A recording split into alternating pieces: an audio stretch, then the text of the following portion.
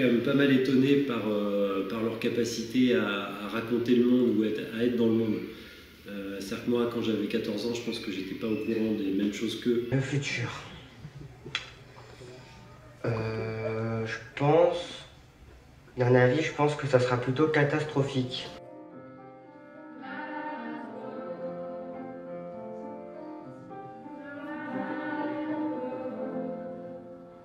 Après, ce qui est ressorti, qui était un peu drôle, c'était, il disait, purée, mais je pense plus ça, il faudra dire que je pense plus ça. À ce moment, je le disais vraiment comme une vérité et tout, mais maintenant, je pense pas exactement ça.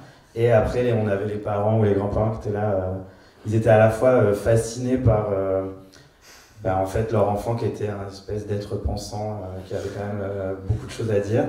Et en même temps, avec autant de noirceur, ils étaient un peu inquiets.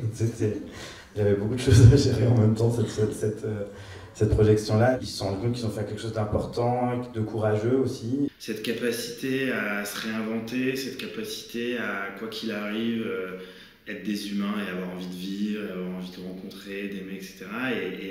Et très lié aussi à cette génération que je trouve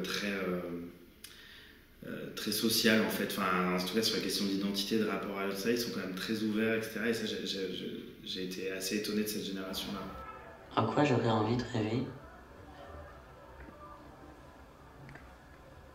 Qu'est-ce que j'aurais envie de rêver, moi?